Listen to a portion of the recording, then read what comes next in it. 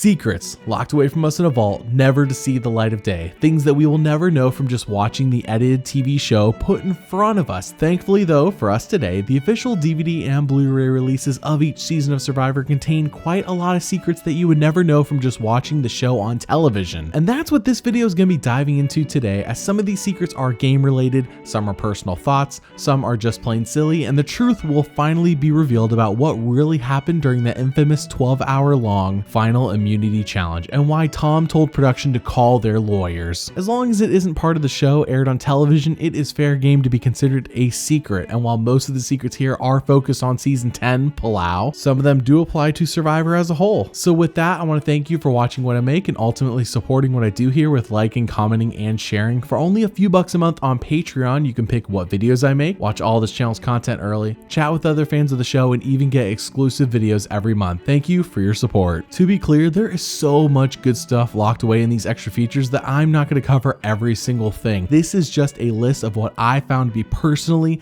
the most interesting. It's a lot, and so I do recommend you watch it in full for yourself. But with that, let's count all 38 secrets in absolutely no particular order. Number 1. When watching Survivor, we want people who are there to play the game, and for some of us that means casting only fans of the show. While Survivor Palau may be the proof that casting only fans isn't the only path to success, as there are some big names this season who have never seen the show before, and a couple who are actually huge fans already. My wife she was a real diehard fan of the show from the beginning. I used to watch it and kind of thought the whole thing was contrived and that it was nonsense and that these people were staying in Econo lodges getting fed. Unfortunately, I found out that wasn't true. I was just lucky that my wife sent the application in for this season for me. Yeah. I was lucky that I tried out for the Amazing Race. This is about as nice a season they ever had. I had auditioned actually for Survivor, what turned out to be Survivor Africa. Thank God I wasn't cast in that one, but I was a finalist for that. Katie was a huge fan of the show. I knew that. Huge fan of the show, and I didn't know anything about it. I was asking questions about rules while Katie was talking about former contestants, you know? So I knew that she'd be valuable to me in that respect. Alliances are one thing, but then a relationship like that and trying to have a relationship on an island is just it's not realistic. And it's just obvious that that I didn't watch the game very much, or I didn't watch the show, because that's like number 1 rule. Don't do that. Number 2. This was not made as big of a deal of in Palau as it was in Pearl Islands, but the entire cast was tricked into thinking the game wasn't quite starting yet, as they were told by production that they were going to take a cast photo, so wear whatever it is you normally wear to work. We were there under the notion that we were going to be taking a cast picture at sunrise. They wanted to get like the sunset or the sunrise for the cast picture, and I bought it hook, line, and sinker. It was like, that's awesome. What a great cast picture.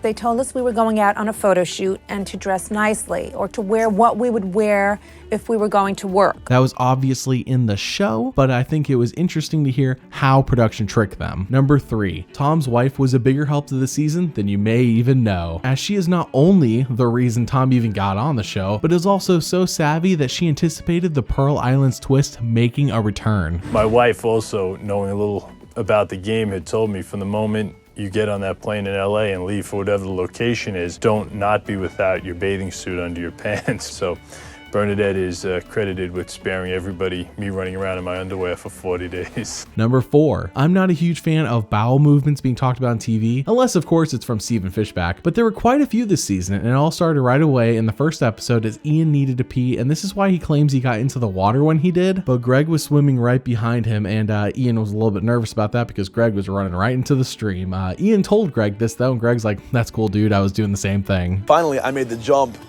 and the first thought in my mind was, oh my gosh, this feels so good. And the second thing that crossed my mind was, oh my gosh, Greg is swimming right behind me. And Greg comes up to me, hugs me like, congratulations. And I was like, dude, I'm so sorry. I just peed in the water right in front of you. And he was like, it's okay, so did I. Number 5. Stephanie had to deal with Tom, Ian, and Katie. That is fairly common knowledge that you gather throughout the season, but what you may not know from just watching the season is how much Stephanie and Bobby John really didn't like each other, and it may have all started because he picked her for Oolong when she wanted Karor. I knew that I wanted to make sure that Tom and Katie and Stephanie were on my team, and I got my choice with 2 of the 3. And I was actually really upset that Bobby John picked me because I wanted to be with them. Number 6. Remember when Karor lost all their fire starting equipment in episode 1 because their outrigger flipped? On TV, it didn't look like the search though took all that long to find their fire in the water, probably like 30 minutes tops. But that's not actually the case at all, as it took them 3 days searching for at least 8 hours a day. On TV, I think you saw, like, it looked like we've been looking for it for like an hour.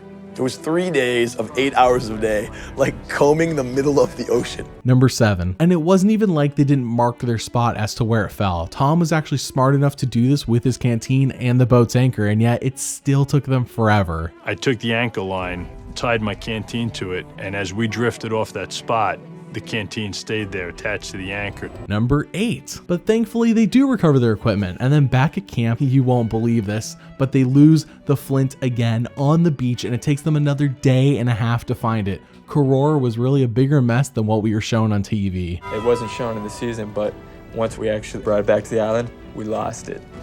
And so the next day and a half we spent on our hands and knees combing the camp and trying to find this little stick. But I think we kind of learned a bit in the process that told us, hey, this isn't gonna be easy. Number 9. We all know how infamously Stephanie and Jonathan jumped off the boat way too soon thinking they could outswim it. A huge mistake, of course, and what we are shown on the show is them being forced to swim all the way back to the beach by themselves as the episode fades to black. But what we aren't shown is how Tom and Jeff actually took the boat back out to them to pick them up and give them a ride back to camp. We actually got back in the boat and went back to get you went out too, and got yeah. me. You and Jeff, right? Yeah, because you're like a mile away or so. Right. Number 10. Jolanda was shown to be in everyone's face and kind of bossy all the way throughout episode 1. You could say they only showed her bad side and hid all of her good attributes to give us reason to understand why she goes right away in the first episode. It was a shortened episode after all, considering how much happened. As it turns out though, she wasn't only bossy with Oolong, but even on day 1, she was bossing others around, including forcing Tom into eating a grasshopper when he wasn't even hungry. She was eating grasshoppers day 1. I'm like, it's day 1. She made me eat a grasshopper. Wow, look. Yeah, I was with you, Tom. No. We both ate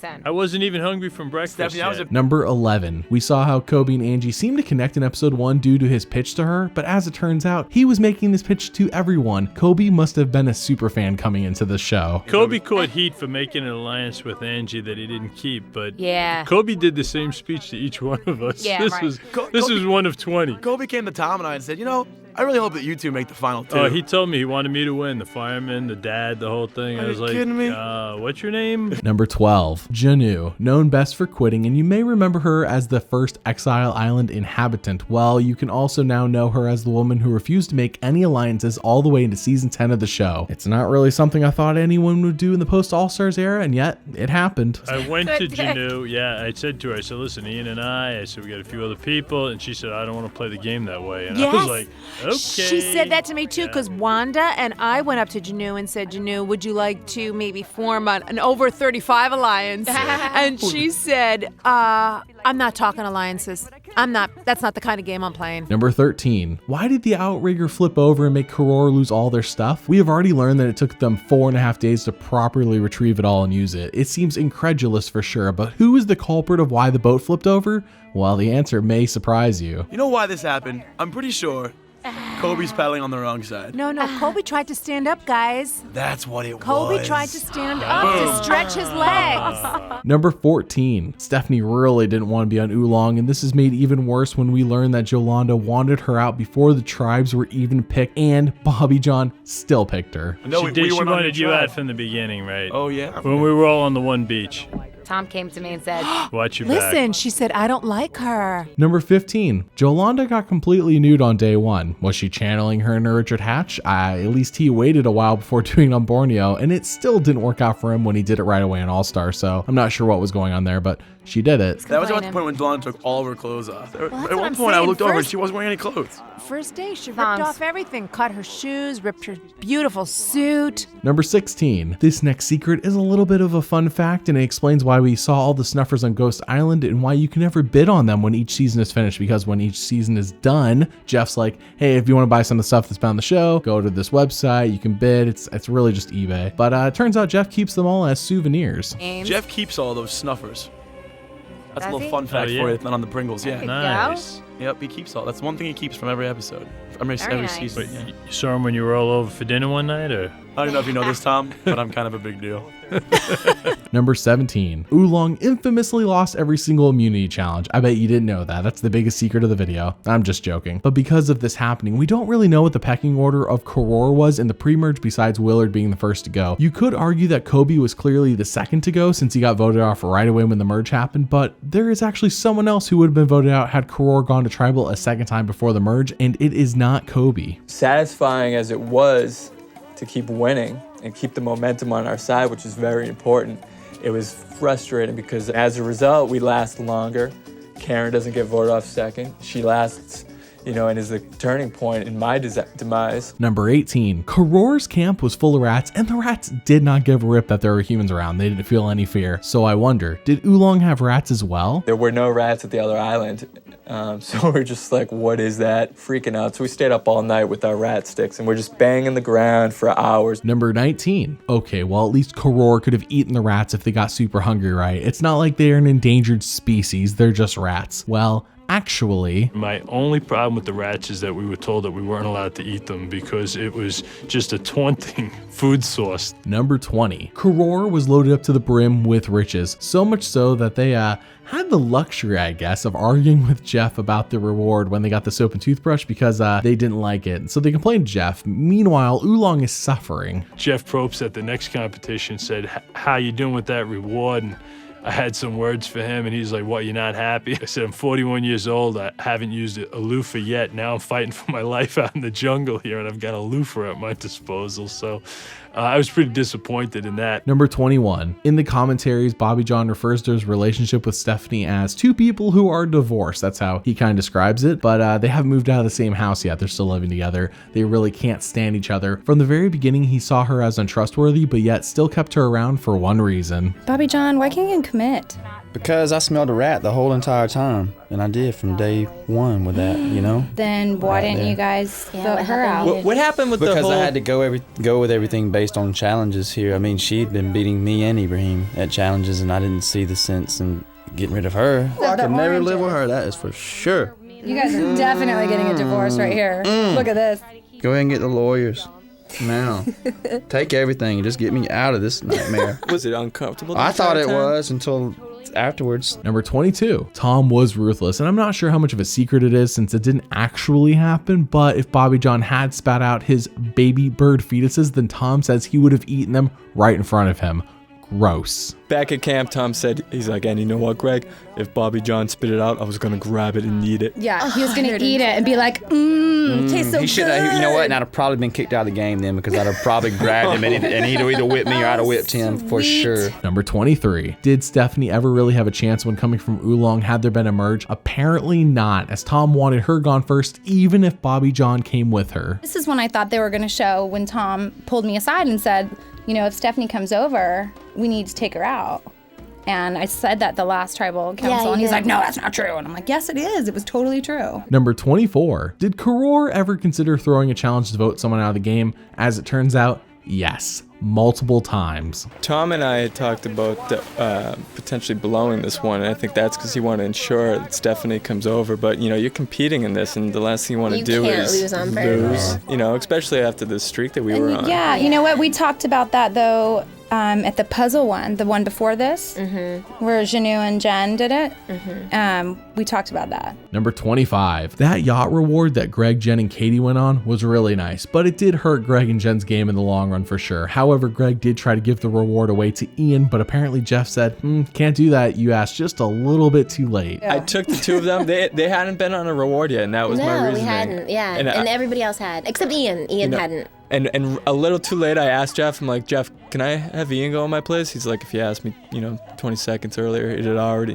I've already made my decision. Number 26. On that same reward, everyone was puking constantly, but they would puke and then consume some more only to puke again. And if you look at Katie's hair, every time they cut the camera angle, it changes, and that's for a good reason. But watch me. My hair is down. I have a flower in it. Every time the camera goes to about me, the game and stuff. I have a different hairdo because I've barfed in between each thing. See, look at me. I'm about to go down right there. Number 27. The infamous car reward where Ian took Tom instead of Katie really shapes a lot of how this season finishes. The way the show portrayed it made it seem like they both agreed that if they win a reward, no matter what it is, they're going to take Katie, only for Ian to take Tom anyways. Well, apparently that isn't quite the case. It was skewed a little bit to make you go, what? Because there was a plan since day 2. Ian and I also, probably on day 2, had promised each other that if there is a car challenge and either one of us wins, and we shook hands on the fact that we're taking the other guy. And the reason being is that in the past, there have been second cars.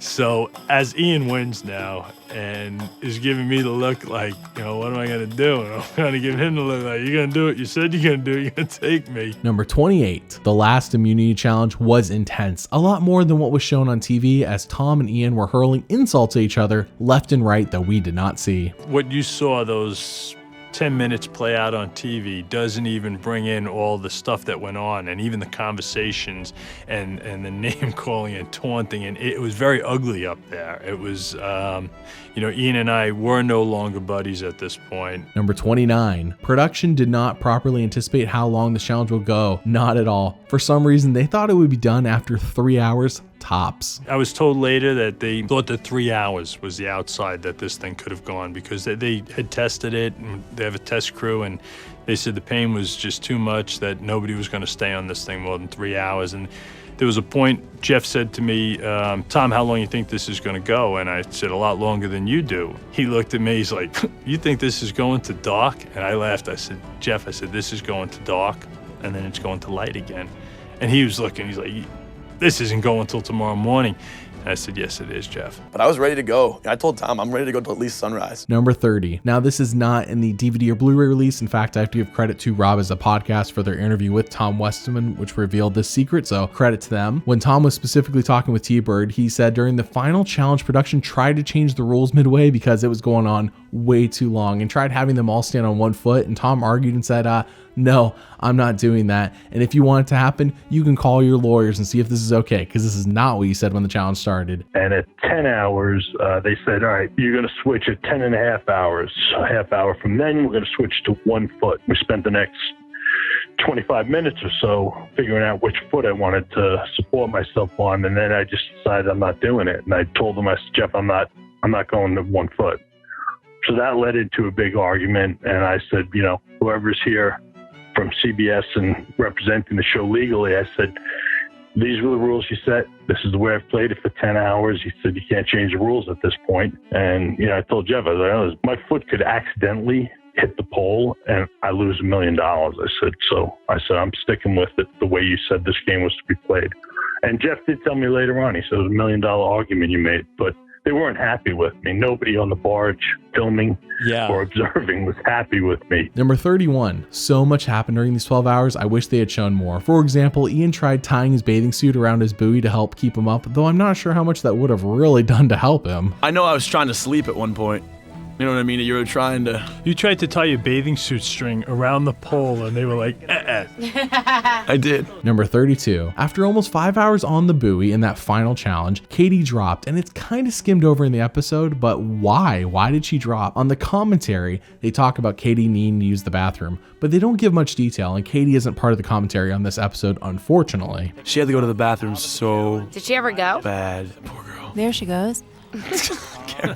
Karen, that's gross. However, on Rob Has a Podcast, once again, thanks to them for doing this interview because this is great. Katie gives all the details on her Talking with T-Bird interview that essentially says she, I actually was about to have explosive diarrhea and I was wearing Greg's shorts. And I didn't know if they were going to play it or not, but that's why I jumped off, because I had to poop. I was wearing Greg's shorts, and I didn't want to shit in Greg's shorts because I just got him voted off. And I was like, it's whether or not I do it here or I do it in the water. It's like, I should have just shit in Greg's shorts. That would have made like television history, right? And then I could have stayed because I ended up just pooping in the water, and it was basically liquid anyway. So like, what's the point? Number 33. At one point during Final Immunity, Tom offers Ian a deal to take him to the final two if he drops. When watching the show, I was wondering if Tom was being sincere or not. Like, is Tom just trying to pull a fast one on him? Would he have really taken him? If he didn't say anything, I was wondering that too. and let's just say Ian lost the challenge and you won, be honest, who would you have taken? Katie.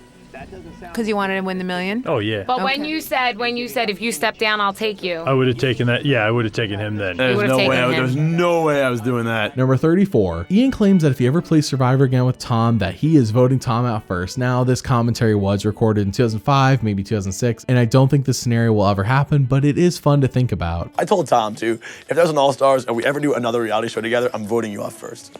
And if we win $1 million, I'm taking it. Number 35. This is not mentioned on the show, but an eagle eye may have spotted that on a few of the rewards, the castaways won back some of the clothes they didn't get to take with them on the island in the first episode. We were sharing my bathing They were navy suit. blue, though. What are those red things? These are when we had the challenge and we won the car. I got some of the clothes that I would have had with me. You did? Yeah, everybody. If you went at when they went on the challenge for I didn't know that. when they went on the spa challenge. Okay.